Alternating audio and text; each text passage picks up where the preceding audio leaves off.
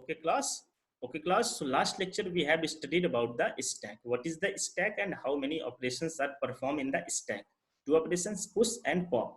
अब देखिए एल्गोरिथम से पहले हम थोड़ा सा देखेंगे क्या abstract data type for the stack. ठीक है, हम इसको एडीटी कहते हैं ना. मैंने बताया था आपको फर्स्ट लेक्चर में कि ग्राफ हो गया, ट्री हो गया, स्टैक हो गया, एरे हो गया, ये सब क्या कहलाते हैं हमारे एडीटी, abstract डेटा टाइप. ठीक है, अब देखिए अब ADT for stack, abstract data type for the stack. कैसे? सबसे पहले इसको कैसे कंस्ट्रक्ट करेंगे?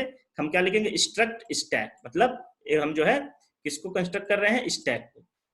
ठीक है, हमने क्या लिखा? Struct stack. फिर इंटीजर स्टैक इक्वल स्टैक 5. मतलब स्टैक कितना है? 5. 1 2 मतलब 1 2 3 4 5. कितना स्टोर करेगा? 5. Integer top. ये क्या होगा इसका? ये टॉप. ठीक है, अब देखिए कौन कौन से ऑपरेशन परफॉर्म होते हैं, मैंने आपको बताए थे कौन कौन से. देखिए 3 operations will be perform. Number 1 void push. Number 1 for push is used for the insertion. मैंने आपको इससे पहले लेक्चर में बताया था कि पुश के लिए क्या यूज, इंसर्शन के लिए क्या यूज होता है स्टैक में? Push.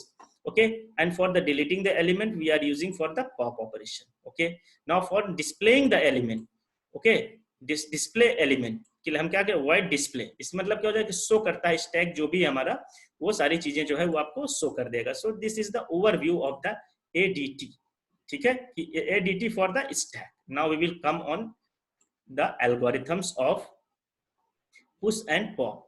okay, so see, this is the algorithm of insertion and deletion. okay, now in this section what we will see, हम देखेंगे insertion और deletion के लिए algorithms जो है, algorithm कौन कौन सी यूज हो रही हैं और कैसे यूज हो रही हैं. यहाँ पे algorithm. okay, ठीक है, तो insertion के लिए हम push यूज करेंगे और deletion के लिए pop यूज करेंगे. so now for the insertion of the element, insertion of the element के लिए कौन सी कैसे algorithm लिखेंगे देखिएगा इसमें ध्यान से. मैं आपको कॉन्सेप्ट समझा ही चुका हूं कैसे होता है. अब हम सिर्फ क्या देख रहे हैं यहाँ पर? एल्गोरिथम वाइज समझ रहे हैं. Algorithm for push, PUSH.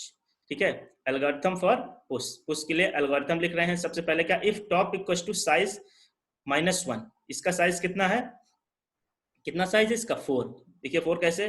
1 2 3, this is 4. 4 size है इसका. ठीक है, तो कह रहा है top equal to size -1. Top equal to size कितना? 4 -1 3 है 3.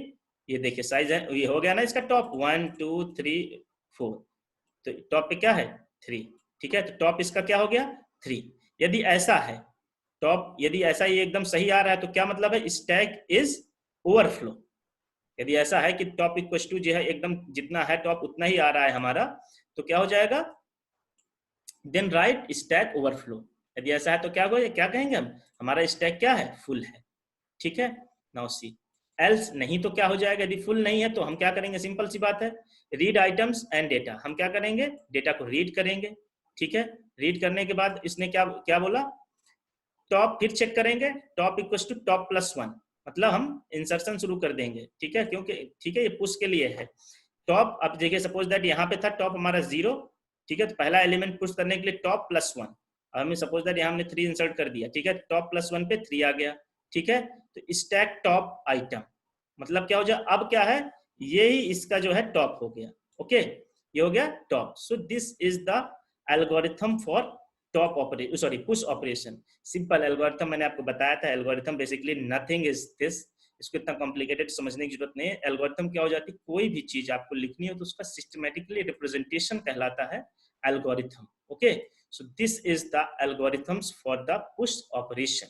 How push operation will be performed by using the algorithm. Okay, now we will see the algorithm for the pop operation. Okay, so see, this is the pop algorithms. Pop algorithm क्या है? Algorithm pop. If top equals to -1, top equals to -1, इसका मतलब क्या है? Stack is empty. अभी मैंने बताया था आपको कब एम्प्टी होगा? जब टॉप की वैल्यू कितनी हो जाएगी? -1. मतलब 0 से हमारा स्टार्ट होता है और 0 से नीचे मतलब हमारा जो है कुछ नहीं है. तो मतलब क्या हमारा स्टैक हमारा कितना है? Check stack is empty.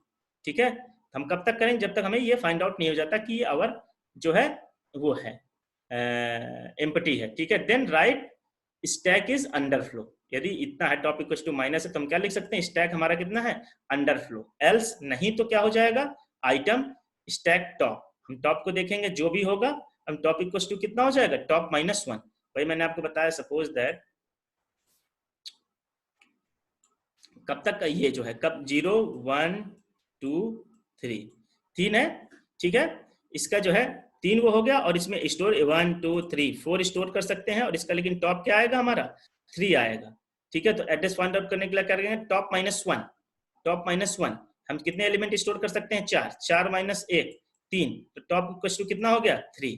Okay, इसका मतलब हम अब पॉप करना शुरू कर देंगे। सो ठीक है, so this is the basic algorithm of the pop operation, ठीक है। मैंने आपको बता दिया पुश ऑपरेशन क्या होता है, पॉप ऑपरेशन ये आपके एग्जाम्स में सिंपल है आता है कि what is the stack and define it's operations, push and pop. It's very, और ये मोस्टली आपके एग्जाम में आता ही आता है। Okay, thank you class.